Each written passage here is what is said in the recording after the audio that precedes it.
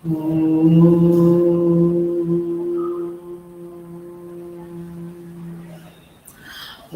सहना भवतु सहनौ भुनक्तु सह वीर्यं करवावहै तेजस्विनावधीतमस्तु मा विद्विषावहै ॐ शान्ति शान्ति शान्तिः समस्त जन कल्याणे निरतं करुणामयं नमामि चिन्मयं देवं सद्गुरुं ब्रह्मविद्वरम्।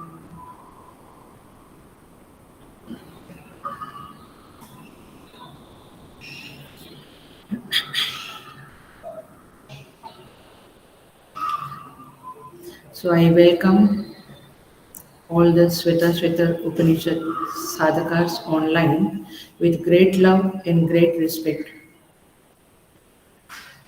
We are in chapter 5, fifth chapter Shweta Upanishad. हम 7 मंत्रों को चैंटिंग करेंगे। वैसे हमने 5 मंत्र किए हैं, but we will do the chanting.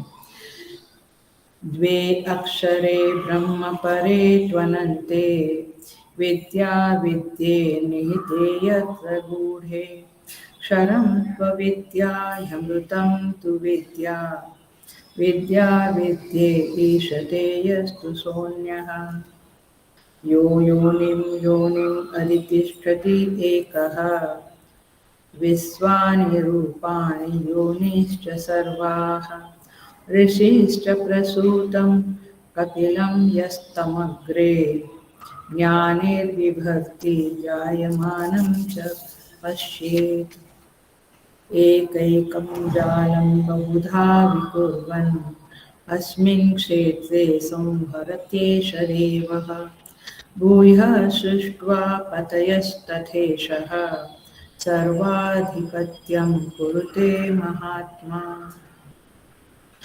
सर्वादिश ऊर्ध्वमधश्च तिर्यक प्रकाशयन् राजते यद् अनङ्गवान् एवं स देवो भगवान् वरेण्यः योनिस्वभावान् अधितिष्ठत्येकः यच्च स्वभावं पचति विश्वयोनिः पाच्यांश्च सर्वान् परिणामयेत्यः सर्वमेतद्विश्वमधितिष्ठति एकः गुणाश्च सर्वान् विनियोजयेत्यः तद्वेदगुह्योपनिषत्सु गूढं तद्ब्रह्मा वेदते ब्रह्मयोनिम् ये पूर्वदेवा ऋषयश्च तद्विदुः ते तन्मया अमृता वै बभूवुः गुणान्वयो ह्यः फलकर्मकर्ता कृतस्य तस्यैव स चोपभोक्ता स विश्वरूपस्त्रिगुणस्त्रिवर्त्मा प्राणाधिपः सञ्चरति स्वकर्मभिः।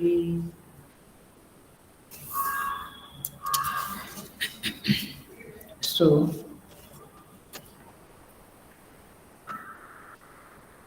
हमने देखा पिछला मंत्र 5 नंबर का मंत्र श्वेता स्वतर उपनिषद अध्याय 5 मंत्र 5 यत् च स्वभावं पचति विश्वयोनिः जो विश्व योनि है सबका कारण है वह समस्त तत्वों को स्वभाव से उसके स्वभाव को पकाता है तथा सर्वान पाच्यान परिणामयेद्यः उन सब के जो पक गए हैं उनको परिणमित करता है। ध्यान से सुनना, very interesting and very important श्लोक है। और कहते हैं यह गुणाश्च सर्वान् विनियोजयेत् यः और सारे जो परिणमित किए हुए हैं उन समस्त गुणों का जीवों के साथ यथा योग्य संयोग कराता है। और थर्ड लाइन सर्वमेतत् विश्वमधितिष्ठति एकः और समस्त विश्व का शासन करता है, वह परमात्मा है। तो परमात्मा के इतने सारे गुण यहाँ पर बताए हैं। उसमें हमने प्रश्न भी दिया था, पचति, परिणामयेत और विनियोजयेत। आप लोग पढ़ते हैं क्या वो प्रश्न का उत्तर?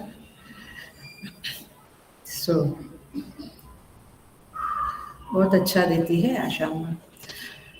तो इस तरह से पचति, परिणामयेत, विनियोजयेत, ये 3 शब्द के ऊपर ये मंत्र है। और कौन ये करता है? पचति, परमात्मा। कौन परिणमित करता है? परमात्मा। कौन विनियोग कराता है? परमात्मा। लेकिन कैसे समझे हम, जरा सा देखते हैं और फिर आगे बढ़ जाते हैं, क्योंकि लास्ट क्लास में किया है बट मुझे संतोष नहीं हुआ, तो पुनः बोलती हूँ। सो यहाँ पे कहते हैं ये परमात्मा पचति, स्वभावान पचति, सबके स्वभाव को पकाता है। एकदम सिंपल तरह से बोलूं तो पहले प्रकृति में बोले तो कैसे समझे हम? जैसे एक बीज डाला है, उस बीज को कुछ समय के लिए मैच्योर होना है, तब जाकर उससे स्प्राउट होगा, राइट? उसका जो समय है, जिस समय में वो परिणमित होने की प्रक्रिया से गुजरता है, उस समय को कहते हैं पचति। कभी नहीं सोचा था हमने, शास्त्र पढ़ने के बाद भी कभी कभी ये क्लिक नहीं होता है, लेकिन आप समझिए। वैसे ही जैसे पेड़ पौधे के बीज पकते हैं, वैसे जीवों के संस्कार भी पकते हैं। कब? जब सारे जीव महाप्रलय में सो जाते हैं, उस चेतन में सो जाते हैं। जैसे हम सुषुप्ति में इंडिविजुअली देखें तो सुषुप्ति में जैसे हम सो जाते हैं और सुबह को उठते हैं तो कर्म का एग्जॉस्ट होने का एक पैकेज लेकर उठते हैं। तो सुषुप्ति में क्या हुआ? जिन कर्मों को नेक्स्ट डे हमें एग्जॉस्ट करना है, जिन भोगों को एग्जॉस्ट करना है, उसका पैकेज पकता है। उतना ही पैकेज लेकर हम उठते हैं। और ये प्रक्रिया समष्टि में भी होती है। जब सारा संसार महाप्रलय में गर्क हो जाता है, उस समय से लेकर जब पुनः सृष्टि उदय होती है, उदित होती है, उस समय तक जीवों के जो कर्म एग्जॉस्ट नहीं हुए हैं, जिनका फल अभी तक प्राप्त नहीं हुआ है, माने अपरिपक्व कर्मों का जत्था लेकर सारे जीव सोते हैं। कारण शरीर में ये पड़ा रहता है। उन जीवों के कर्मों को परिपक्व होने की प्रक्रिया से जो गुजरना है, उसे कहते हैं पचति। और ये परमात्मा करते हैं, ये उनका रोल है। क्योंकि जब प्रलय होता है तो कौन रहता है? आत्मा एव इदमग्रे आसीत, ऐतरेय। केवल आत्मा ही रहती है महाप्रलय के समय में। सौम्य, सदैव सौम्य इदमग्रे आसीत, सत एव, केवल सत रहता है, बाकी सब कुछ सो जाते हैं। तो पुण्यों को भी पकाना है, पापों को भी पकाना है, जीवों को, जीवों के संस्कारों को भी पकाना है। पकाना है माने उसको मैनिफेस्ट होने की स्थिति तक, उस बिंदु तक लाना है। आप समझ रहे हैं? हमने कुछ पढ़ा, हमने कुछ देखा, सुना, उसके संस्कार हमारे चित्त में पड़ गए, राइट? लेकिन उस संस्कार को पुनः किसी भावना में, विचार में, कर्म में मैनिफेस्ट होना है तो कुछ समय लगता है। लेकिन वो कौन करता है मैनिफेस्ट उसे? हम कहते हैं अच्छा मैंने ये पढ़ा था, एकदम याद आया। अथवा हम अननोइंगली कभी कभी कुछ अच्छा बिहेवियर करने लगते हैं क्योंकि हमने कभी ना कभी सत्संग किया है। तात्पर्य ये है कि उस अनमैनिफेस्टेड अव्यक्त संस्कारों को कोई पकाता है, कोई मैच्योर करता है, उसे कहते हैं सपचति। और परमात्मा इस प्रक्रिया से जीवों को अथवा प्रकृति के तत्वों को गुजारते हैं। उसमें उसका रोल है, ही प्लेज दैट रोल। तो जीव जब कर्म परिपक्व होते हैं तो सृष्टि होती है, फिर जीव योनियों में घूमना शुरू कर देता है। कौन, इसका नाम क्या दिया? विश्व योनि ही। सारे विश्व का जो कारण है, स्वयं का कारण है, वह इस प्रक्रिया में उसका रोल प्ले होता है। अब परिणमयेत, वह उस स्वभाव को पचाता है, क्योंकि यहाँ पे शब्द है स्वभावम पचति। स्वभाव माने जैसे आम की गुठली में आम के वृक्ष का संस्कार रहता है, उसे कहते हैं उसका स्वभाव। जैसे गुलाब के फूल में गुलाब ही मैनिफेस्ट होने का उसके बीज में, उसके रूप में स्वभाव रहता है। करेला में करेला के बीज में करेला का, ऐसे सभी जीवों के अंतःकरण में, कारण शरीर में ये स्वभाव, ये संस्कार पड़े रहते हैं। उसे मैनिफेस्ट होने तक वो रूप देना, मैनिफेस्टेशन का रूप देना, और ये जो प्रक्रिया है, तो जब वो मैनिफेस्ट होता है, जब वो मैनिफेस्ट होता है उस समय में उसे कहते हैं परिणमयेत। अगेन लौकिक एग्जाम्पल शूट नहीं होता है, फिर भी बोल देती हूँ। दूध में से जो दही बना, परिणमित हुआ, दूध परिणमित होकर दही बना, वो जो प्रक्रिया है दही बनने की, उसमें से जो गुजरना है दूध को, और वो जावन डालते हैं उसको, वो कहते हैं पचती। और जब वो दही बनता है उसे कहते हैं परिणमयेत। वेरी लौकिक एग्जाम्पल है, शूट नहीं होता है, बट फिर भी समझने के लिए।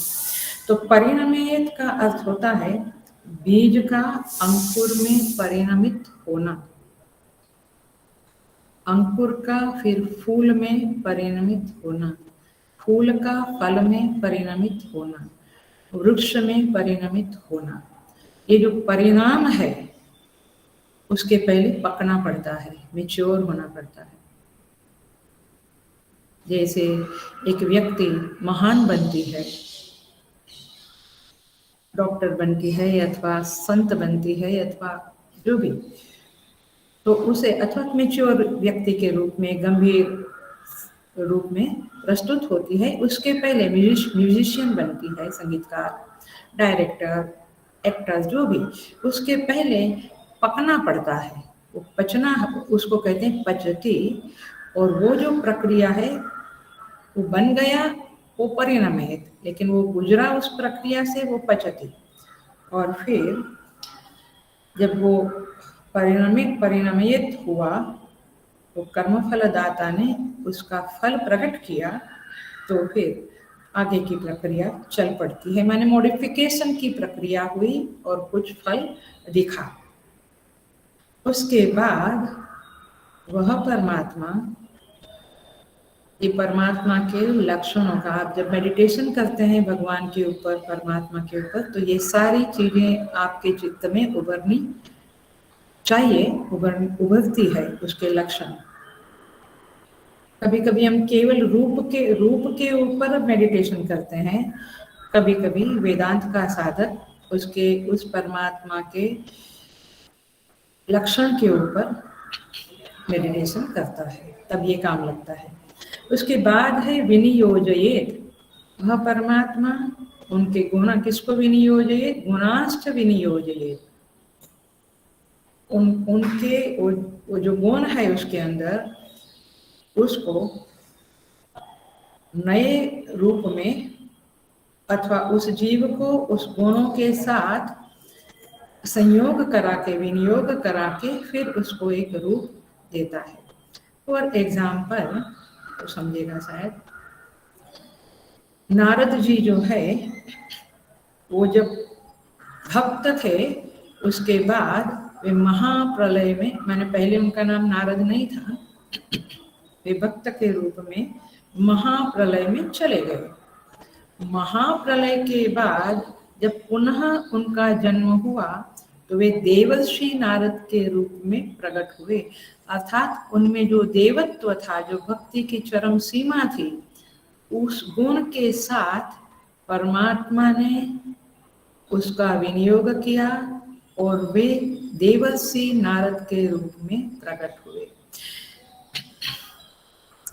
इसका मतलब यही हुआ कि जीव जो जो कर्म करता है, जो जो भावना विचार करता है, बोलता है, सुनता है, हर एक कर्म का एक संस्कार पड़ता है और उस संस्कारों के अनुसार, उन संस्कारों के, उन गुणों के अनुसार परमात्मा उस जीव को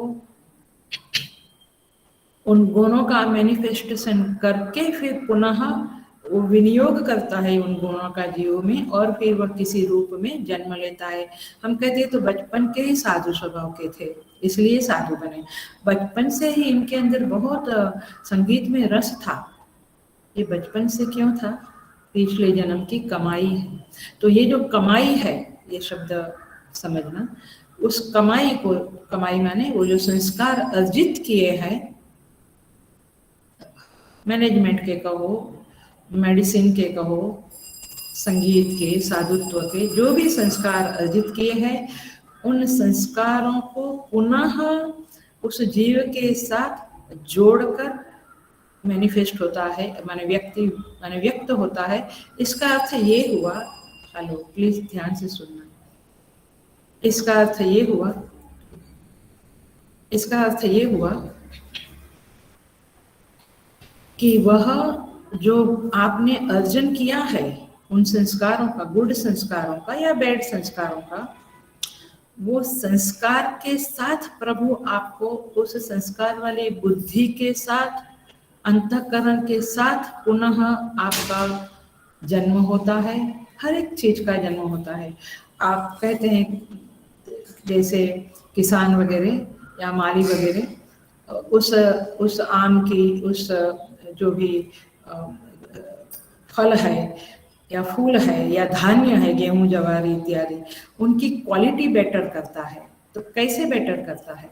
उनके जो पहले जो क्वालिटी है उसको किसी तरह से हेल्प करके, जो खाद्य डालना है जो करके उसको बेटर करता है। तो परमात्मा उस क्वालिटी के साथ मनुष्य को बेटर रूप में जन्म देता है। इसका क्लासिक श्लोक बताऊंगी तो शायद मोर क्लियर होगा। श्रीमद् भगवद गीता के 6ठे अध्याय में 42, 43 वगैरह श्लोका में कहते हैं, तत्र तम बुद्धि संयोगम लभते पौर्वदेहिकम। ये टुकड़ा बहुत इंपॉर्टेंट है, जिन्हें थोड़ा गहराई से सोचना है उसके लिए। तत्र माने वहां पे, कहाँ पे? जो जिसने कुछ अध्यात्म के, स्पिरिचुअलिटी के संस्कार अर्जित किए हैं, बहुत सत्संग किया, सुना, प्रवचन किया, मनन किया अथवा जप तप किया, जो भी किया, उसके जो संस्कार है, तो प्रभु कहते हैं 6ठे अध्याय में, शुचीनाम श्रीमताम गेहे, या तो उसका शुचीनाम श्रीमताम गेहे योग भ्रष्टो भी जायते। वो योग भ्रष्ट पुरुष जो है उसको इस जन्म में प्राप्ति नहीं हुई, उसके लक्ष्य तक नहीं पहुंचा, तो अगले जन्म में वो शुचि नाम श्रीमताम गेहे, पवित्र श्रीमंत घर में जन्म लेगा, अथवा योगी नाम एव कुले भवती धीमताम। सो योगी कुल में जन्म लेगा। तात्पर्य ये है, जब वहां जन्म लेगा, कुले भवती धीमताम, जब वह उस कुल में जन्म लेगा तो वहां पे तत्व माने उस समय में, उस जन्म लेता है तभी, तम बुद्धि संयोगम लभते पौर्वदेहिकम। पूर्व के जन्मों में अर्जित किया हुआ ये जो संस्कार है, अध्यात्म का, संगीत का, आयुर्वेद का, जो भी, अथवा नेगेटिव भी सोच सकते हैं, वो सब कुछ उसको इस जन्म में प्राप्त होता है। तात्पर्य ये है पचति परिणामयेत विनियोजयेत, ये प्रभु करते हैं और इसीलिए उनको यथा योग्य गुणों से युक्त करके फिर प्रभु उनको जमीन पृथ्वी पे भेजते हैं।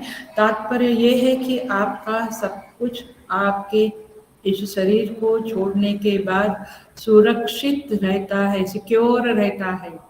सो we don't have to worry कि अभी तो क्या, अभी 60 प्लस हो गया, अभी क्या करना है, क्या फायदा है। बहुत फायदा है। आप यदि ये सत्संगों को सुनते हैं, भजन करते हैं, जपा करते हैं, ये सब कुछ आपके अकाउंट में जमा होता है, आपके कारण शरीर में संस्कार रूप से बैठ जाता है। तो प्रभु को उसी को पकाना है, जो आपने अर्जित किया है उसी को पकाना है। इसलिए भगवान कहते हैं वहीं 6th चैप्टर में, पार्थ नैवेह नामुत्र विनाशस्तस्य विद्यते, नहीं कल्याण कृत कश्चित दुर्गतिम तात गच्छति। जो भी आप सत्कर्म करते हैं, जप तप शास्त्र सम जो भी करते हैं, उसका विनाश नहीं होता है, उसके संस्कार बने रहते हैं। इसलिए कई बार लोग कहते हैं अभी 5-10 क्लास मिस किया, अब क्या सुनना, अब क्या समझेगा। वैसे भी कितना समझता है हम ही जानते हैं। लेकिन आप 5 क्लास मिस किया, 10 क्लास मिस किया, तो भी आप शुरू करें, क्योंकि ये पल पल के, क्षण क्षण के संस्कार है जो आपको बहुत उपयोगी होंगे, मददगार होंगे, क्योंकि परमात्मा उन संस्कारों को संभाल के रखता है आपके इस शरीर को छोड़ने के बाद। और महाप्रलय में भी सारे संस्कार बने रहते हैं। और इसीलिए भगवान कहते हैं अंत काल तक कमाई करो। संत लोग कहते हैं हर माने अंतिम क्षण तक कमाई करो, अंतिम क्षण तक प्रेयर करो, जप करो, तप करो। क्योंकि इसलिए ईशावास्य उपनिषद में ऋषि प्रार्थना करते हैं, साधक प्रार्थना करता है, हिरण्मयेन पात्रेण सत्यस्या अपहितं मुखम तत्वं पूषन् अपावृणु सत्य धर्माय दृष्टये। मुझे हे प्रभु, हे सूर्य भगवान, ये जो आपका फिजिकल गोला दिखता है उसके पीछे अधिदैव रूप में आप विराजमान हो, आप हिरण्यगर्भ का रूप हो। आप मुझे अपना आपका दर्शन कराइए, क्योंकि मैंने जीवन भर सत्य धर्म का पालन किया है। देखिए अग्नेनय कहता है साधक, अग्नेनय सुपथाराये अस्मान विश्वानि देवा वयुनानि विद्वान युयोध्यस्तत्जुहुरारमेण भूयिष्ठां ते नम उक्तिं विधेम। मैं आपको प्रणाम करता हूँ, आप मेरे पापों को नष्ट करो, आप मुझे सुपथ से, सन्मार्ग से ले जाओ। उत्तरायण दक्षिणायन 2 पाथ है।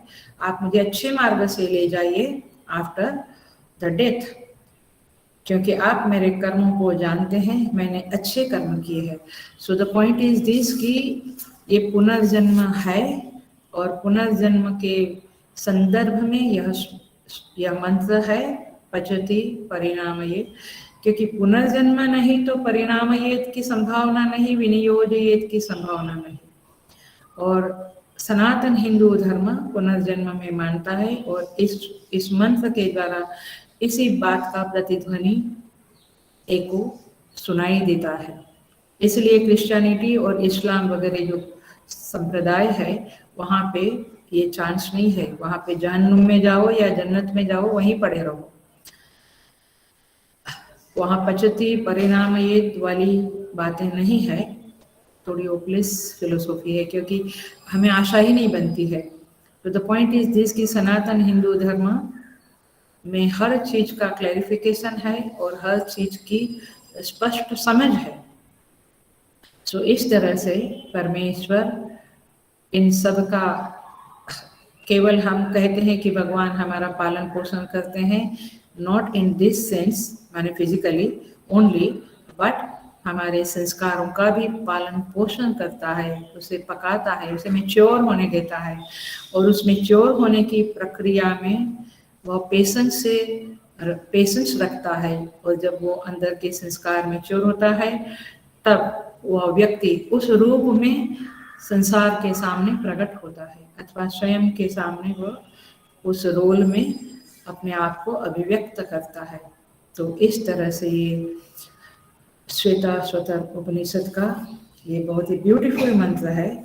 इसलिए कहते नहीं ज्ञानेन सदृशं पवित्रमिह विद्यते तत्स्वयं योग संसिद्धि काले संसिद्धः कालेन आत्मनि विन्दति। समय आने पर आत्म साक्षात्कार होगा। आप धीरज रखें, क्योंकि आपने किया हुआ ये सत्संग, ये जप तप सत्कर्म कहीं नहीं जाएगा, वो पकेगा और फिर उसका फल आपको प्राप्त होगा। तो इस तरह से यहाँ पे प्रभु कहते हैं। आगे मंत्र में प्रवेश कर जाते हैं हम लोग। 6th मंत्र में भगवान कहते हैं, श्वेता ऋषि कहते हैं, तद्वेय वेद गुह्य उपनिषत्सु गूढ़ं। तद माने वह परमात्मा, वेद गुह्य उपनिषत्सु वेद के रहस्यमय उपनिषदों में गूढ़ं छिपा हुआ है। तात्पर्य ये उपनिषद के जरिए, उपनिषद के द्वारा आपको वह परमात्मा प्रकट होगा, आपको उसका ज्ञान होगा। तद ब्रह्मा वेदते ब्रह्म योनि, कहते हैं ब्रह्म योनि। ये ब्रह्म माने वेद, ब्रह्म शब्द 4थे अध्याय में भी 3रे अध्याय में भी वेद के रूप में जाना जाता है। तो ब्रह्म योनि माने वेदों का जो प्रागट्य स्थान है, उस परमात्मा को ब्रह्मा जानते हैं। माने परमात्मा वेदों का प्रागट्य स्थान है और ब्रह्मा उस परमेश्वर को जानता है। ये पूर्व देवा ऋषयश्च तद विदुहु, 3री लाइन। ये जो पुरातन देवता है, पूर्वदेव माने पुरातन देवता है, और ऋषि लोग हैं, वे उसे जानते थे। ते तन्मया अमृता वै बभूवु, वे अवश्य ही, वै माने अवश्य ही, तन्मया तन्मय होकर अमृत रूप बभूवु हो गए। मतलब ये है सिंपल कि ये परमेश्वर जो है वो वेदों में छिपा हुआ है। माने वेदों का ज्ञान होने पर वह परमेश्वर प्रकट होता है। वेद उसकी योनि है, उस योनि है माने वहाँ वो उसका कारण है। वेदों के द्वारा ही हमें समझ में आता है, और उसे ब्रह्मा जी जानते हैं, उसे पुरातन देवता और ऋषि लोग भी जानते हैं। और फिर वे लोग, ऋषि और देवता लोग, तन्मय होकर उस अमृतत्व में एक हो जाते हैं, अमृतत्व रूप हो जाते हैं। ऐसा यहाँ पे कहते हैं। देखते हैं, देखिए, तत्व माने वह परमात्मा जिसका परामर्श हो रहा है। वेद गुह्य उपनिषत्सु, मुझे लगता है काफी लोग पुराने लोग हैं, माने हमारे साथ क्लास में आए हुए या कहीं पर भी सत्संग किए हुए लोग हैं, फिर भी मैं फटाफट बोलती हूँ रिफ्रेश होने के लिए। वेद 4 है, पता है, ऋग्वेद, यजुर्वेद, अथर्ववेद, सामवेद। और उपनिषद 12 उपनिषद मेन है, और बाकी ऐसे तो 108 है, ऐसे काफी कुछ संख्याएं कहते हैं। आपको पता ही होगा, कठ, केन, ईशा, प्रश्न इत्यादि इत्यादि, तैतरीय, ऐतरेय वगैरह। 4 उपवेद है, धनुर्वेद, आयुर्वेद, गंधर्व वेद, स्थापत्य वेद। 6 वेदांग है, शिक्षा, कल्प, व्याकरण, निरुक्त, छंद, ज्योतिष। 6 दर्शन है, सांख्य, योग, न्याय वैशेषिक, पूर्व मीमांसा, उत्तर मीमांसा। और 12 उपनिषद केन कठ एषा प्रश्न, मुंडक मांडुक्य, तैतरीय ऐतरेय, छांदोग्य बृहदारण्यक, कैवल्य। रहेगा क्या कोई? एनीवे देख लेना। तो ये 12 उपनिषद है। इस तरह से सारे वेद और उपनिषद, दर्शन, वेदांग, इन सब के द्वारा परमात्मा को जाना जाता है। इसका सिंपल अर्थ ये है, वेदांत की भाषा में बोलूं तो शास्त्र योनित्वात्, ऐसा ब्रह्म सूत्र में कहते हैं। माने परमेश्वर वेद के द्वारा जाना जाता है, अर्थात ब्रह्म को जानने के लिए वेद केवल मात्र प्रमाण है। वेद प्रमाण है। जैसे ये लैपटॉप मैं देख रही हूँ, आप भी अपना इंस्ट्रूमेंट देख रहे होंगे जहाँ से आपको सुनाई देता है, तो उसके लिए, रूप के लिए नेत्र प्रमाण है, चक्षु प्रमाण है। वैसे रूप दर्शन के लिए नेत्र प्रमाण है, वैसे ब्रह्म दर्शन के लिए वेद प्रमाण है, ऐसा बोला जाता है। इसको गहराई में कभी समझेंगे। सो ये है वेद गुह्य उपनिषत्सु। इसमें कर्मकांड है, उपासना कांड है और ज्ञान कांड है। 3 कांड इसमें है। इसको मंत्र, संहिता, आरण्यक विभाग भी कहते हैं। इसमें मुख्यतया क्या है, गुह्य विद्याओं में तंत्र शास्त्र भी इंक्लूडेड होता है। जैसे हमने ये 6 दर्शन बोले, वे सनातन धर्म के संदर्भ में दर्शन है, लेकिन टोटल तंत्र शास्त्र भी होता है। मुख्यतया वेदों में क्या बात आती है, तो 2 वाक्य बोलती हूँ मैं। अथा तो धर्म जिज्ञासा, मतलब ये धर्म के बारे में सब कुछ बताता है।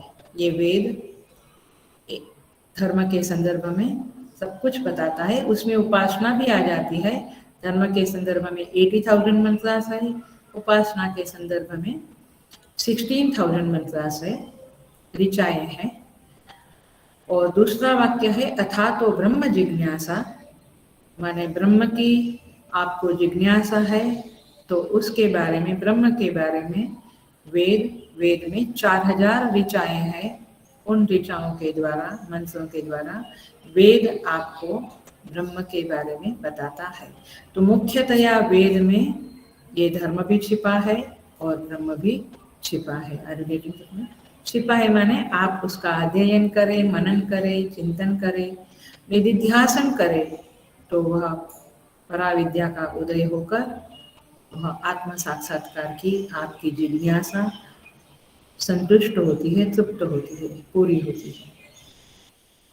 वी आर वेरी लकी कि हमें पूज्य गुरुदेव जैसे महान पुरुष मिले, महात्मा मिले, ज्ञानी पुरुष मिले, कि जिन्होंने हमें इस गीता और उपनिषद शास्त्रों में प्रवेश करने की के लिए एक बड़ा प्लेटफॉर्म दिया। सांदीपनी साधनालय जो पवई में और अन्य जगहों में है, वहाँ प्रवेश करके इन सब ग्रंथों के साथ संयोग कराया और एक अलग जीवन, मैंने जीवन बदल दिया। जो गुरुदेव के हम बहुत ऋणी है। तो वेद उपनिषदों में आपकी इच्छा, ईश्वर प्राप्ति की, आत्मज्ञान की इच्छा आपकी पूरी हो सकती है। अर्थात उसमें परमात्मा का प्रतिपादन है, धर्म का प्रतिपादन है। तत्वेद गुह्य उपनिषत्सु गूढ़म, गूढ़म माने वो ढका हुआ है, अर्थात वहाँ पे बहुत सारी बातें कही हुई है,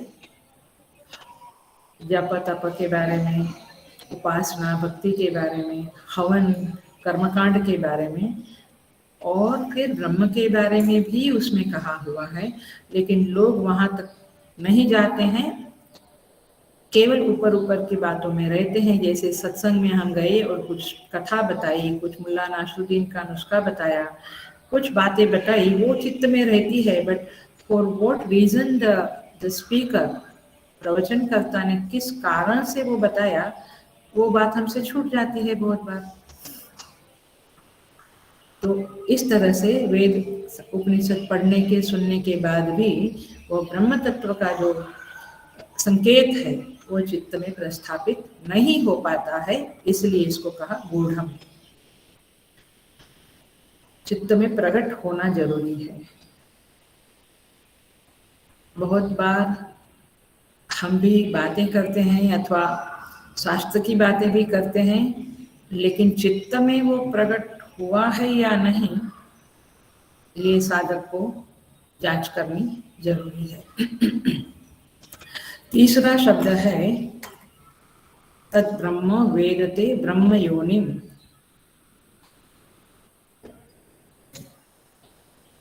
ब्रह्म योनि शब्द का अर्थ है, ब्रह्म है ये कर्मधारय तत्पुरुष इत्यादि समास के अनुसार, ब्रह्म है योनि जिसकी, माने जिसका प्रागट्य ब्रह्म के द्वारा हुआ। यो ब्रह्मानं विदधाति पूर्वं यो वै वेदांश्च प्रणोति तस्मै तं हदेवम् आत्मबुद्धि प्रकाशम मुमुक्षुर्वै शरणमहं प्रपद्ये। शांतिनंद से बोलता है कि पहले परमेश्वर ने ब्रह्मा जी को वेदों को दिया और फिर उन्होंने ब्रह्मा जी ने समस्त परंपरा को दिया, सदाशिव समारंभम शंकराचार्य मध्यम। तो इस तरह से परंपरा से हमें ये प्राप्त हुआ। सो तात्पर्य ये है ब्रह्म है योनि जिसकी, माने ब्रह्म से वेद प्रकट हुआ, ये एक अर्थ है। दूसरा अर्थ है कि जो ब्रह्म की योनि है, माने ब्रह्म जिस वेदों के जरिए, वेदों के प्रमाण के द्वारा, वेद प्रमाण के द्वारा प्रकट होता है, मैनिफेस्ट होता है, जिन्होंने रियलाइजेशन किया, उन्होंने उस परा विद्या से ब्रह्माकाराकार वृत्ति के द्वारा ही उस परमेश्वर का साक्षात्कार किया। सो दूसरा अर्थ है ब्रह्म, पहला अर्थ है ब्रह्म है योनि जिसकी, दूसरा अर्थ है जो ब्रह्म की योनि है। बेसिकली ये बात चल रही है वेद गुह्य उपनिषद, माने वेदों के बारे में। तो वेद क्या है? ब्रह्म की योनि है, ऐसा अर्थ हम लेंगे। और ये तीसरा अर्थ ये भी है, चूंकि वह वेदों की योनि है इसलिए परमात्मा को ब्रह्म योनि शब्द से भी पुकारा जाता है। बट हम इतना ही समझे कि वेदों के द्वारा परमेश्वर जाना जाता है, सिंपल। अर्थात श्रुति प्रमाण ग्रंथ है परमेश्वर को जानने का, ये बात हम याद रखें। और इसीलिए हम बहुत सत्कर्म करते, दान करते, सेवा करते, पूजा पाठ करते, तो हमें पढ़ने की, शास्त्र पढ़ने की जरूरत नहीं है। ऐसे बोलने वालों के लिए ये मंत्र बहुत साफ स्पष्ट कहता है कि परमेश्वर की प्राप्ति आपको उन सारे कर्मों से चित्त शुद्धि मिलेगी, सुख शांति मिलेगा कुछ हद तक, लेकिन परमेश्वर की प्राप्ति माने परम आनंद की प्राप्ति जो सदा रहने वाला है, उस परमानंद की प्राप्ति तो केवल वेदों के, शास्त्रों के, उपनिषदों के अध्ययन, चिंतन मनन से ही मिलेगी। वेद ही प्रमाण है। जैसे रूप दर्शन केवल नेत्र से ही होगा, श्रोत्र से नहीं होगा। होगा? श्रोत्र से होगा? नहीं होगा। रचना से नहीं होगा, त्वचा से नहीं होगा। रूप दर्शन तो नेत्र से ही होगा। ऐसे परमात्मा दर्शन तो वेदों से ही, उपनिषदों से ही होगा। आगे बढ़ते हैं। ये पूर्व देवा ऋषयश्च तत्विदुः होमा। ये जो देवता लोग है, तैत्तरीय उपनिषद में देवों के बारे में कहते हैं, एक स्थायी देव होते हैं, माने हमेशा वो देवता लोक में ही रहते, माने देव योनि में ही रहते हैं। उसे एक परमानेंट देव कहते हैं, वैसे है। एक होते हैं आजानज देव। आजानज देव माने जिन्होंने बहुत सारी उपासना की है, भक्ति की, जप तप, माने जैसे हिमालय वगैरह स्थानों में, आश्रमों में बहुत अखंड साधना की है, बहिर्मुखता बिल्कुल नहीं है, माने अतिशय साधना की है। ऐसे जीव बाद में आजानज देव के रूप में, आजान एक देवलोक में एक स्थान है, उस स्थान में कुछ देवलोग रहते हैं, उसे आजानज देव कहते हैं। जैसे भीष्म पितामह वसु, 8 वसु में एक वसु थे, बट वे आजानक देव कहलाते हैं। तो ये है एक आजानक देव, एक कर्म देव होते हैं जो कर्म के द्वारा बहुत सत्कर्म किया, सेवाएं की, कर्म के द्वारा जो ऊपर उठ गए, वे है कर्मदेव। और एक स्थायी देव है। तो यहाँ पे कहते पूर्व देवा माने जो स्थायी देव है, पुरातन देव है, वे देव तत्विदु उस परमेश्वर को जान लेते हैं। ऋषयः, ऋषि शब्द यह है मंत्र द्रष्टारम, जिन्होंने मंत्रों को परसीव किया, रियलाइज किया, माने मंत्र की कोई रचना नहीं की है, मंत्र अनादि काल से है, ये वेद की ऋचाएं अनादि काल से है। इन ऋचाओं का जिन्होंने ध्यान में, मेडिटेशन में साक्षात्कार किया, and then they pass it on to the parampara, वो परंपरा से अन्य शिष्यों को और हम तक आज तक आ गए, तो परंपरा से पास ऑन हुआ। तो ये ऋषि मुनियों ने ये देखा। तो ऋषि शब्द का अर्थ है, ऋष माने ज्ञान, तो अतीन्द्रिय ज्ञान जिनको हुआ वे ऋषि कहलाते हैं। हमें कैसा ज्ञान होता है? इंद्रियों के द्वारा, आंख कान जैसा, बस अपना जितनी 5 इंद्रियां हैं उसके द्वारा हमें 5 प्रकार का शब्द स्पर्श रूप रस ज्ञान होता है। लेकिन ऋषि वह है जिनको अतीन्द्रिय ज्ञान हुआ, इंद्रियों से परे, इंद्रियातीत जो ट्रुथ है, जो सत्य है, जो रहस्य है, उनका उनको ज्ञान होता है, उनका दर्शन करने वाले ऋषि कहलाते हैं। अथवा जो विभूति होकर आते हैं, जैसे कपिल मुनि इत्यादि जो विभूति बनकर आते हैं, पूर्व के सृष्टि के प्रारंभ में सप्तर्षि है, वे सब ऋषि कहलाते हैं। और उन्हें इस ब्रह्म का ज्ञान होता है, परमात्मा का ज्ञान होता है, उन्होंने किया। और यहाँ पे कहते हैं ये पूर्व देवा ऋषयः च माने और, तो और माने गंधर्व आदि अन्य देवताओं को भी, अन्य प्रकार के लोगों को भी ये ज्ञान होता है। ते तन्मयाः अमृताः वै बभूवु, ये तन्मय होकर माने उस ब्रह्म के साथ एक होकर, माने ब्रह्माकाराकार वृत्ति में प्रविष्ट कर जाते हैं। और इसलिए उनका जो जीव और शिव के बीच में व्यवधान कराने वाली जो अविद्या है, उसका पर्दाफाश होता है। अविद्या और उसके कार्य का पर्दा हट जाता है, अथवा कहो जल जाते हैं वे, तो उसे फिर उस ब्रह्म की प्राप्ति होती है। तो यहाँ पे जो कहते हैं कि तत्विदुः ते तन्मयाः, तन्मया माने ब्रह्माकाराकार वृत्ति। एग्जाम्पल दूं तो हमारी वृत्ति दिन भर में कैसी होती है, क्या कहें, गृहाकार, काराकार माने कार के बारे में, घर के बारे में, किचन के बारे में, बच्चों के बारे में, जॉब के बारे में, संसार की सारी चीजों के बारे में हमारी वृत्ति होती है। जैसे होती है वैसे इनकी वृत्ति ब्रह्माकाराकार होती है। तो ये ब्रह्म में तन्मय हो गए हैं, और इसीलिए जब वे ब्रह्म में तन्मय होते हैं तब जाकर वे श्रुति, युक्ति और अनुभूति के द्वारा निश्चय रूप से उस ब्रह्म को प्राप्त करते हैं। श्रुति माने शास्त्र श्रवण, युक्ति माने लॉजिकल एनालिसिस, मनन करना पड़ता है। केवल श्रवण से कुछ मान लिया उसको कहेंगे श्रद्धा, लेकिन मनन करना पड़ता है, तो युक्ति करनी पड़ती है। और फिर अनुभूति, महात्माओं की अनुभूतियों को भी लक्ष्य में रखकर और स्वयं अनुभूति करके उस ब्रह्म की प्राप्ति वे लोग करते हैं। तो इस तरह से हमने ये मंत्र भी देखा। हम आगे के मंत्र में प्रवेश कर जाएंगे। 7वां मंत्र कहता है,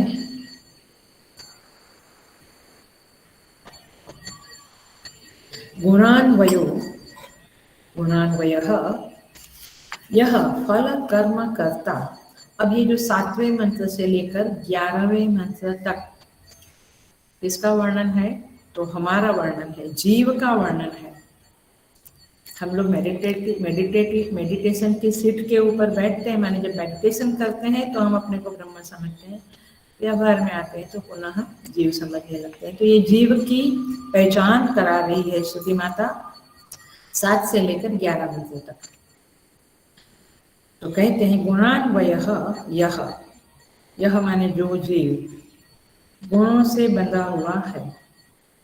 मुझे लगता है हम कभी अपने बारे में ज्यादा सोचते नहीं है। अपने को क्या चाहिए उसके बारे में सोचते हैं, बट अपने बारे में कम सोचते हैं। तो सुनो अभी कथा। यह गुणान्वयः जो गुणों से बंधा हुआ है, फल कर्म कर्ता माने फल के उद्देश्य से कर्म करने वाला, माने मुझे क्या मिलेगा ऐसा लक्ष्य में रखकर कर्म करने वाला। एम आई राइट? यही होता है ना कि आप ऐसे ही कर्म करते हैं। देखो इसकी टेस्ट करनी है तो ऐसे करो कि उसका आपने जो किया कुछ अच्छा किया, कुछ सेवा की बढ़िया, 1 दिन नहीं, 2 दिन नहीं, 1 साल नहीं, 2 साल नहीं, काफी समय तक आपने किया, कभी आपका अप्रिशिएशन नहीं हुआ, तो आपको क्या लगता है? कमाल है, कोई रिकॉग्नाइज ही नहीं करता है। इसका अर्थ है कि आप सेवा करते हैं तो उसमें फल का उद्देश्य निहित है। जॉब करने वाले तो हर मंथ एंड में अपेक्षा रखते ही है कि बैंक में ट्रांसफर हो जाए, लेकिन तो फल कर्म करता है, फल के उद्देश्य से कर्म करने वाला। ये दूसरी पहचान। तीसरी पहचान है तस्य एव कृतस्य सच उपभोक्ता। उसने अपने किए हुए जो कर्म है उसके फल का वह उपभोग करने वाला है। अपने किए हुए कर्मों का भोग करने वाला है। कर्म करने वाला भी है, कर्ता भी है, और भोग करने वाला माने भोक्ता भी वही है। स विश्व रूपः, वह अनेक रूपों में प्रकट होता है। हेलो, समझ लो वो अनेक योनियों में प्रकट होता है।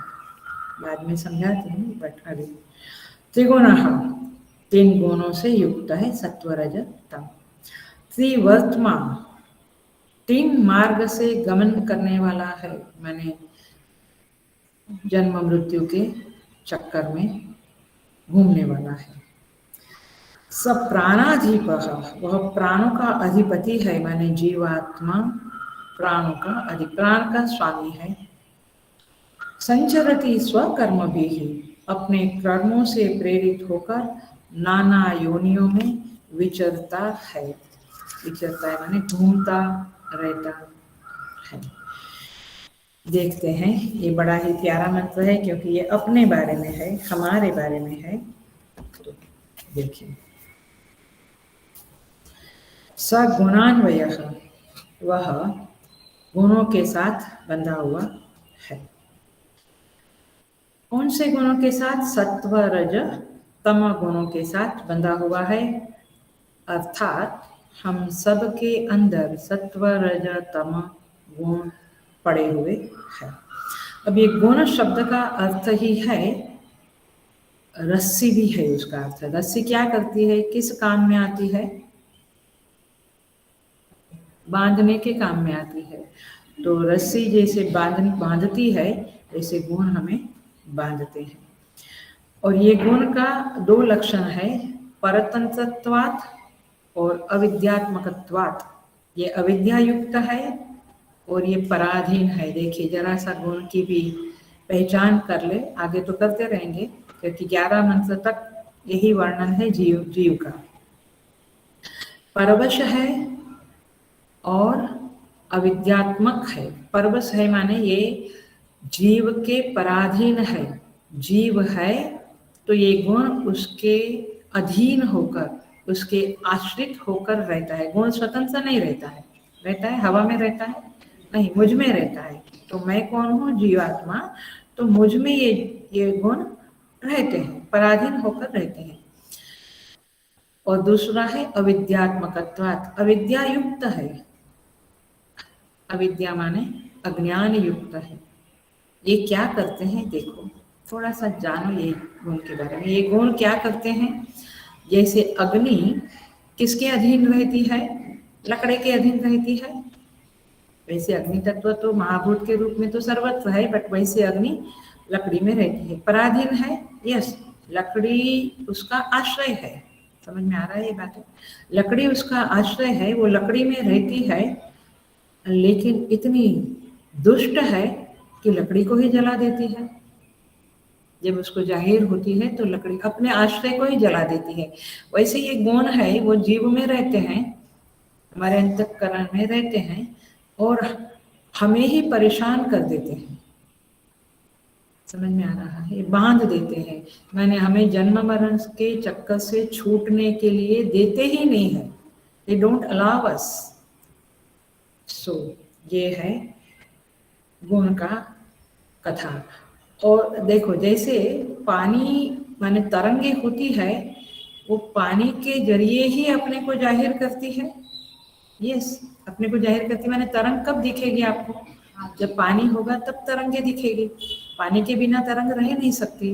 वैसे ये गुण जीव के बिना रहता नहीं है, जीव के आश्रित है, लेकिन जीव को ही बांधता है। ये है गुणों की पहचान। तो देखिए हम कैसे परवश हैं। हम सब जानते हैं कि हम परवश हैं। इसलिए 13वें अध्याय में गीता के कहते हैं, पुरुष प्रकृतिस्थो ही मुक्ते प्रकृति जान गुणान कारण गुण संगोस्य सदसद योनि जन्मसु। ये पुरुष है माने जीवात्मा है, प्रकृतिस्था, ये गुणों में पड़ा हुआ है, आइदर सत्व गुण और रजोगुण अथवा तमोगुण। और फिर भुक्ते प्रकृति जान गुणान, और प्रकृति से ही उत्पन्न जो गुण है, शब्द गुण, शब्द स्पर्श रस, शब्द स्पर्श रूप रस गंध, ये 5 गुणों बाहर दिखते हैं और हमारे अंदर भी वृत्तियों के रूप में काम, क्रोध, लोभ, दया, करुणा, प्रेम इत्यादि के रूप में पड़े रहते हैं। तो फिर अंदर के जो गुण है काम, क्रोध, और बाहर के पदार्थों के साथ शब्द स्पर्श रूप रस जो है, वहाँ पे उसका लेन देन चलता है। माने they respond, they deal with the outer objects। ख्याल में आ रहा है? they deal with the outer objects। तो इस तरह से यहाँ पे कहते हैं कारण गुण संगोष्य सदसद योनि जन्मसु, माने ये गुणों के कारण ही हम अच्छी बुरी योनियों में चले जाते हैं। बड़े मजेदार खेल चलता है अंदर। ये जीवात्मा की कहानी है, कथा चल रही है। क्या खेल चलता है? सत्वगुण है तो सुख की प्राप्ति, रजोगुण है तो कर्म करने की इच्छा होती है। वी आर वेरी वेरी क्या वर्कोहोलिक, बहुत ही हम कर्म के पीछे भागते हैं। और जब तमा है तो प्रमाद, आलस में पड़े रहते हैं। तो ये तीनों गुणों का तमाशा चलता रहता है। लेकिन और एक तमाशा चलता है जो हमें ऑब्जर्व करने को टाइम ही नहीं होता है जनरली, कभी कभी कर लेना। रजस, गीता कहती है 14 अध्याय में, 14वें अध्याय में, गुणत्रय विभाग योगो नाम 14 अध्याय कहते हैं, रजस्तमश्चाभिभूय सत्वं भवति भारत। कभी रजोगुण तमस को, सत्व को अभिभूय दबा देता है, और ना हमें जप तप करने की इच्छा होती है क्योंकि सत्वगुण नहीं है, ना हमें सोने का मन होता है या रेस्ट करने का मन होता है क्योंकि रजस भरपूर है। तो रजस ने इसको दबा दिया। कभी कभी जो सत्व है वो रजस तमस को दबा देता है और मेडिटेशन में, जप में, स्टडी में बैठ जाता है। लोग कहते हैं मन नहीं होता है, हम कर नहीं सकते हैं क्योंकि सत्व की कमी है अथवा सत्व दबा हुआ है। कमी है ऐसा नहीं बोलेंगे। तो कभी कभी तमस महाराज एकदम प्रीडोमिनेंट हो जाते हैं और फिर न काम करने की इच्छा होती है न जप करने की, क्या पड़े रहो, है ना, अथवा वो सिर्फ करो, माने फालतू का समय बर्बाद करते हैं। तो तमस के कारण तो पॉइंट इज दिस कि ये तीनों गुण हमारे अंदर ऊपर नीचे होते रहते हैं और फिर हम इसके डांस करते, माने इसके प्रभाव में डांस करते रहते हैं। तो ये है आपके गुणान्वय। गुण से अन्वय है माने जुड़ा हुआ है ऑल द टाइम, माने सत्वगुण से जुड़ा है, माने सत्वगुण का जो प्रभाव है, जो कार्य है, दया, प्रेम, करुणा, गुड फीलिंग्स, पॉजिटिव थिंकिंग अथवा शास्त्र पढ़ना, जप करना, भजन करना, इससे जुड़े हैं। ऐसे रजस और तमस के गुण के साथ जुड़े रहते हैं। जब नेगेटिव थिंकिंग है तो समझ लो तमस की महिमा अपने अंतःकरण में बढ़ गई है। और बहुत सेवा करने की, काम करने की इच्छा, तो ये काम पूरा कर दो, वो काम पूरा कर दो, तो रजस प्रीडोमिनेट हो गया है। तो इस तरह से हम गुणान्वय हो गए हैं। आगे भगवान कहते हैं, ऋषि कहते हैं, फल कर्म करता, ये जीव कौन है? फलों की इच्छा रखकर कर्म करता रहता है। क्या फल की इच्छा? ओ, जन्म से लेके आज तक कितने सारे फल की इच्छाएं हमने की है। ये धन, ये यश, ये प्रेस्टीज, ये पदवी, ये डॉक्टर बनना, इंजीनियर बनना, ये सब बातें तो है ही, बट और भी मिनट मिनट में, माने घंटे घंटे में हमारी इच्छाएं चलती रहती है। ऐसा हो जावे, ऐसा हो जावे।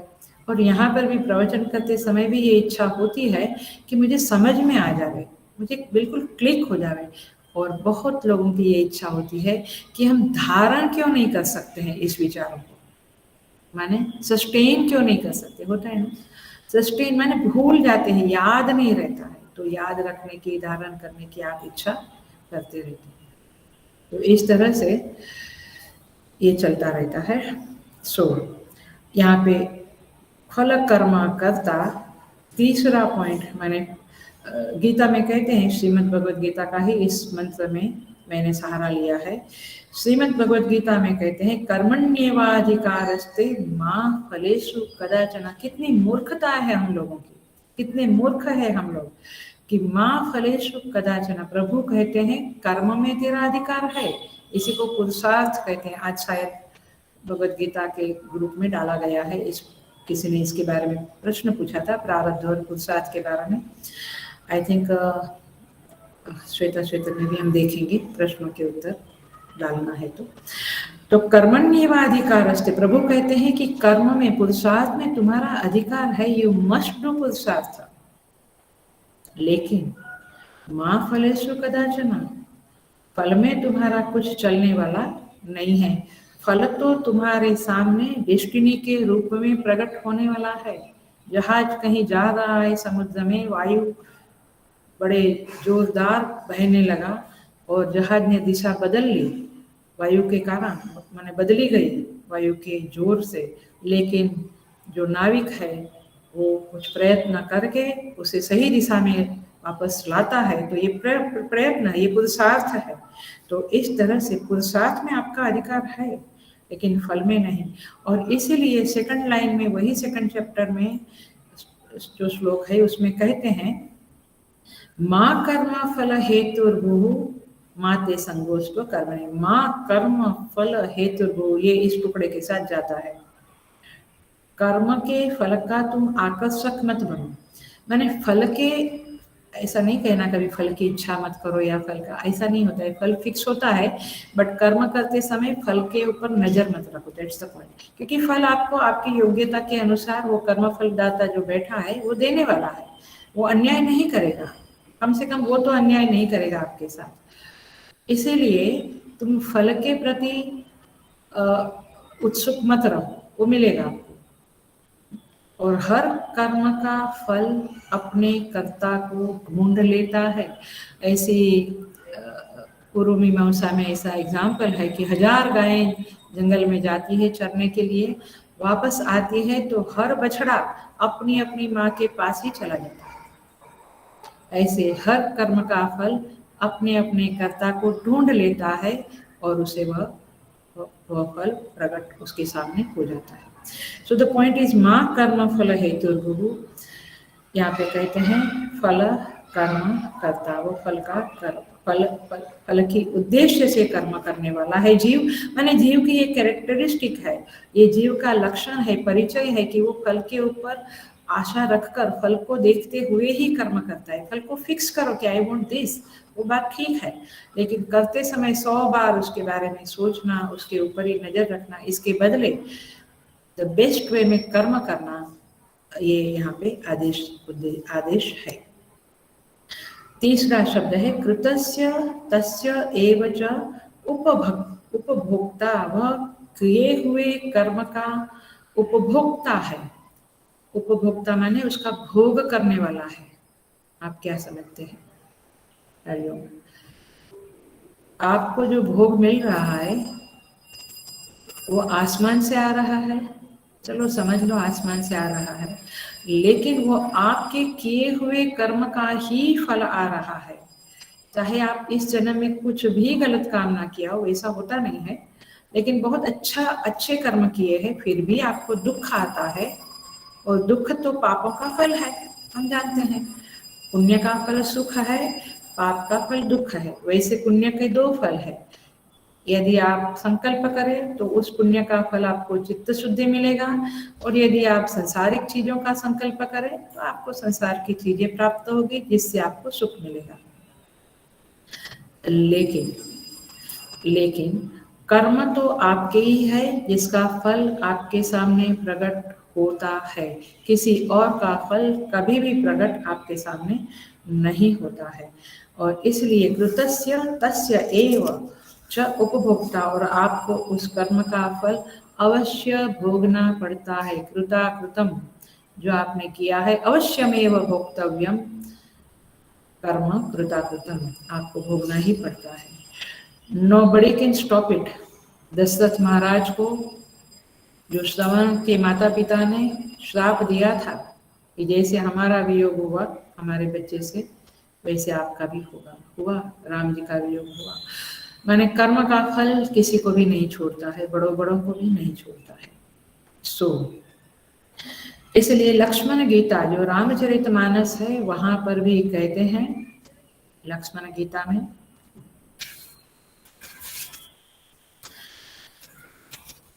लक्ष्मण जी और निषाद राज रात को बैठे हैं। भगवान श्री राम और सीता मैया घास की एड़ी बेड पथारी के ऊपर सो गए हैं, और उसे देखकर निषाद राज गुह को बहुत ही दुख होता है।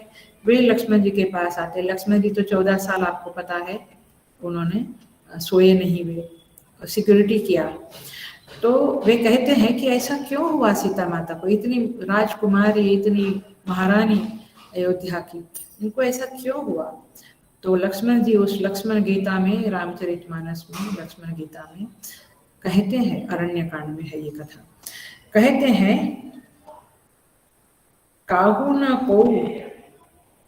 न को सुख दुख कर दाता, निज कर्म कृत भोग सब भ्राता। कोई हमें सुख दुख देने वाला नहीं है इस दुनिया में। निज कर्म कृत सब भोग कर भ्राता, अपने ही कर्मों का फल कोई निमित्त बनता है। अफकोर्स फल लटकता हुआ आता नहीं है, किसी के जरिए ही आता है, तो कोई निमित्त बनता है, लेकिन फल है मेरे कर्म का ही। तो निज कर्म कृत फल भोग सब भ्राता, ये भोग हमारे कर्म का ही है। इसीलिए एक बात बता दूं, शास्त्र में ये भी कहा है, पूर्व जन्म कृतम पापम व्याधि रूपेण जायते। हेलो, पूर्व समझ में आया? पूर्व जन्म कृतम पापम व्याधि रूपेण जायते। अभी जो महामारी आई, ये सभी के पापों का, समष्टि पापों का कर्म पचती, प्रकट हुआ, पका, इसलिए ये सब चीजें होती है। We have to be sympathetic, we have to be kind, हमें सेवा करना है इत्यादि, वो पुरुषार्थ हमें करना है। लेकिन जो प्रकट हुआ वो डेस्टिनी है, और वो क्यों है? पूर्व जन्म कृतम पापम व्याधि रूपेण जायते। इंडिविजुअली भी, समष्टि में भी, टोटालिटी में भी ये नियम है, ये कानून है। और इसीलिए मनुस्मृति में भी कहते हैं, महाभारत में कहते हैं, सुखस्य दुःखस्य न कोपि दाता परो ददाति इति कुबुद्धि रेसा। सुख दुख का कोई दाता नहीं है, सुख दुख कोई बाहर से कोई देता नहीं है। परो ददाति इति कुबुद्धि रेसा, कोई मुझे दुख दे रहा है, कोई मुझे सुख दे रहा है। सुख देता है वहां राग हो जाता है, दुख देता है वहां द्वेष हो जाता है। ये मूर्खता है, और ये स्वाभाविक होता है, बट हमें उससे बाहर आना है। ये परो ददाति इति कुबुद्धि है, ये गलत बुद्धि है। अहम करोमि इति वृथाभिमान, मैं कर रहा हूँ ये भी वृथाभिमान है। स्वकर्म सूत्र ही ग्रथिता ही लोका, सब अपने अपने कर्म से जुड़े हुए हैं, ग्रथित हुए हैं। तो इस तरह से यहाँ पे कहते हैं मंत्र में, कृतस्य तस्य एव च उपभोक्ता स विश्वरूपः, वह जो जीव है, ये जीव की कहानी चल रही है, अगेन अगेन बोलती हूँ। स विश्वरूपः, वो विश्वरूप माने अनेक रूपों वाला है। तात्पर्य ये है कि हम अनेक योनियों में जन्म लेते हैं, कभी बंदर, कभी चींटी, कभी हाथी, कभी कुछ पक्षी के रूप में, बर्ड्स के रूप में जन्म लेते हैं, और कभी इंसान के रूप में, कभी गंधर्व देवलोक में भी जाते हैं सत्कर्मों के द्वारा। विश्व रूप, विश्व माने अनेक, विश्व माने नाना, तो अनेक विध योनियों में ये घूमता रहता है, तो ये विश्व रूप है। आगे कहते हैं त्रिगुण, त्रिगुण माने तीन गुण वाला है, हमने उसका काफी डिस्कस किया। त्रिवर्तमा, तीन रास्ते से जाता है, माने जीव जब अपनी एक जर्नी, इस जन्म की जर्नी पूरी करता है, माने अंतकाल आता है, डेथ होती है, उसके बाद तीन रास्ते हैं। एक है देवयान मार्ग, एक है पितृयान मार्ग, और एक है जायस्व मृयस्व, माने ये पृथ्वी के ऊपर जन्म लेना और मरना। तो जो बहुत पुण्यशाली है वे देवयान मार्ग से जाते हैं, माने उत्तरायण मार्ग से जाते हैं, अथवा शुक्ल गति से जाते हैं। उसको बहुत सारी बातें आपको पढ़ना है, तो 8वें अध्याय में आप देखना, 23, 24, 25 इन मंत्रों में बहुत सुंदर कहा है।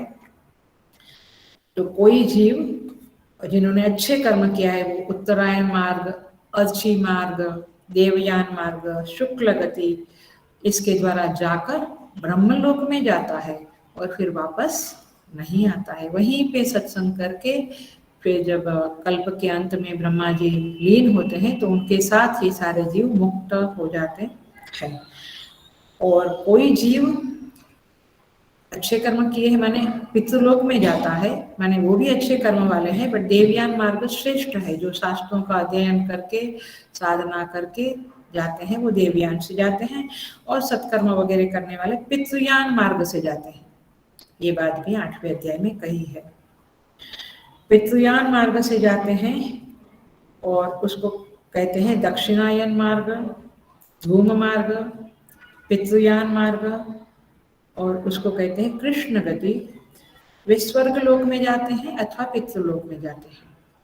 तो इस तरह से ये दूसरे लोग हैं जो उस मार्ग से, दक्षिणायन मार्ग से जाते हैं। लेकिन कई लोग इसी ब्रह्मांड में, इसी पृथ्वी लोक में जायस्व मृयस्व जाते आते रहते, चक्कर काटते हैं, जन्म मरण के चक्कर काटते हैं। जो सामान्य कर्म करके चले जाते हैं, फिर आते हैं, फिर जाते हैं। लेकिन जो अधिक अतिशय गुण कर्म करते हैं, वे दक्षिणायन मार्ग से पितृयान में जाते हैं अथवा देवयान मार्ग से जाते हैं। दक्षिणायन को धूम मार्ग भी कहते हैं। यहाँ पे कहते हैं, बहुत सुंदर कहते हैं, यत्र काले त्वनावृत्तिम आवृत्तिम चैव योगिनः प्रयाता याति तम कालम वक्ष्यामि भरतर्षभ। भगवान कहते हैं 8वें अध्याय में कि जो लोग इन मार्गों से जाते हैं उसका मैं वर्णन करता हूँ, सुनो। कोई योगी लोग है, वो जो उत्तरायण मार्ग से जाते हैं वे पुनः नहीं आते हैं। लेकिन जो दक्षिणायन मार्ग से स्वर्गलोक पितृलोक में जाते हैं, ते तम भुक्त्वा स्वर्गलोकम क्षीणे पुण्ये मर्त्यलोकम विशन्ति। वे स्वर्ग को भोग कर फिर क्षीणे पुण्य, पुण्य क्षीण हो गया तो मर्त्यलोक में वापस आ जाते हैं। कैसा, किस तरह से है, बहुत सुंदर है। जैसे डेथ होती है तो अग्नि ज्योतिर अह शुक्ल शनमासा उत्तरायणम तत्व प्रयाता गच्छन्ति ब्रह्म ब्रह्मविदो जनाः। ये इनको, ये देवयान मार्ग में जाने वाले को ज्योति, हम कहते हैं ना, इनका ब्रह्मरंध्र से जीव गया ऐसा लगा, हमने ज्योति देखी, ऐसा कभी कभी सुनने को आता है। तो ये देवयान मार्ग में जाते हैं। अग्नि ज्योति अह शुक्ल, अह माने दिन, इस तरह से उनको ये अग्नि के अभिमानी देवता ले जाते हैं, फिर ज्योति को देते हैं। मैंने पूरी यात्रा का वर्णन है 24, 25 और 26 में, 23, 24, 25, 26 कैसे जीव की यात्रा होती है after he leaves the body. लेकिन जो पृथ्वी में आने जाने वाले हैं उनका ये मान नहीं है। यहाँ तो ये पितृयान और देवयान मार्ग में जाने वालों का ये सम्मान है। और धूमो रात्रि तथा कृष्ण शर्माशा दक्षिणायनम तत्र चांद्रमसम ज्योतिर योगी प्राप्य निवर्तते। तो इस तरह से यहाँ पे दो प्रकार की गति है। शुक्ल कृष्णे गति है ते जगत शाश्वते मते, एकया याति अनावृत्ति अन्यया आवर्तते पुनः। तो ये शुक्ल गति और कृष्ण गति ऐसी दो गतियां हैं जीव की, अच्छे कर्म करने वालों की। और उसमें से एक जो देवयान में गया, मार्ग से गया, ब्रह्मलोक में गया, वो वापस नहीं आता। जो स्वर्ग में या पितृलोक में गया वो वापस आता है। और पृथ्वी वाला तो घूमता रहता है। उसका तो कोई यहाँ पे डिस्क्रिप्शन ही नहीं किया है गीता जी में या इस जगह पे। ईशावास्य में किया है थोड़ा सा। तो कहते हैं कि नैते श्रुति पार्थ जानन योगी मुह्यति कश्चन तस्मात् सर्वेषु कालेषु योग युक्तो भवार्जुन। इसलिए हे अर्जुन तुम योग युक्त बनो। योग युक्त बनो माने परमात्मा के साथ जुड़े रहो। तो इस तरह से यहाँ पे यह मंत्र पूरा होता है। और ये जीव की जो आना जाना है ये यहाँ पे बताया है। वैसे 15वें अध्याय में भी बताया है, शरीरम यदवाप्नोति यच्चाप्युत्क्रामतीश्वरः गृहीत्वेतानि संयाति वायुर्गन्धा निवासयात्। ये जीव जाता है कारण शरीर को लेकर और फिर दूसरे गर्भ में जन्म लेता है। ये चक्र चलता रहता है। ऐसे ही जैसे वायुर्गंधा निवासयात्, जैसे वायु गंध को पुष्प से उखाड़ कर ले जाती है, कैसे ले जाती है, अदर्शन है, पता नहीं चलता है। वैसे ये जीव इस शरीर से सूक्ष्म शरीर और कारण शरीर और प्राण को उठाकर ले जाता है। और तब हम कहते हैं प्राण चले गए, वो ले जाता है और दूसरे शरीर में इस पैकेज के साथ पुनः दूसरे गर्भ में प्रवेश करता है। तो ये जीव की कहानी है।